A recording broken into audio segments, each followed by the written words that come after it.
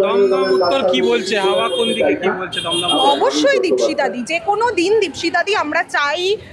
শুধুমাত্র উত্তর দমদম, শুধুমাত্র দমদম 110 দমদম উত্তর বিধানসভা কেন্দ্রে না, সর্বোপরি পশ্চিমবঙ্গে মানুষের সরকার তৈরি হোক, যারা আমাদের রুজি রুটির কথা বলবে, যারা আমাদের কাজ কর্মসংস্থানের কথা বলবে, যারা সর্বোপরি ছেলে মেয়েদের নিয়ে ভাববে। আমরা জানি আমাদের রাজ্যে কিভাবে বেকারের সংখ্যা বাড়ছে, কিভাবে চাকরির ক্ষেত্রে আমাদের কাউকে সাউথ ইন্ডিয়ায় চলে যেতে হয়, আমাদেরকে মুম্বাই চলে যেতে হয়, পুনে চলে যেতে হয়, দিল্লি চলে যেতে হয়।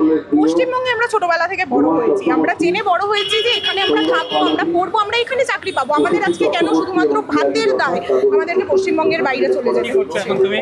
আমি এখন পড়াশোনা করছি, কোন year? Masters first year. First First ইয়ার। year। দমদমেই? হ্যাঁ, না দমদম, কলকাতায়। দমদমে ভোটার তুমি? আমি দমদম, কত নম্বর ওয়ার্ড? 20 নম্বর ওয়ার্ড। 20 নম্বর। কি নাম তোমার? সৃজা চক্রবর্তী। দমদমে কি কি সমস্যা আছে তোমাদের?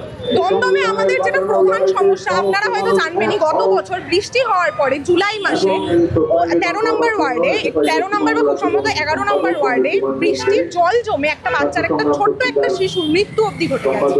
তো এই এমতো অবস্থায় যদি ড্রেন পরিষ্কার ঠিকভাবে না হয়, যদি পরিবেশ, যদি সর্বোপরি যদি মানে একটা ওয়ার্ডের বা একটা অঞ্চলের পরিবেশ যদি ঠিকভাবে মেনটেন না করে রাখা হয়, এবার এগুলো কার কাজ? দমদম পৌরসভায় কারা দায়িত্বে আছে?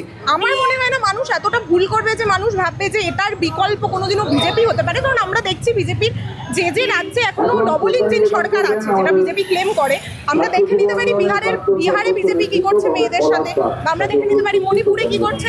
আমার মনে হয় না উত্তর দমদমের মানুষ এই যে ভুলটা তারা 2021 সালে করেছিল, সেটা আবার এই 2026 সালে আপনারা দেখছেন আপনাদের প্রিয় চ্যানেল SSTV পাবলিক, সত্যের সাথে ন্যায়ের পথে।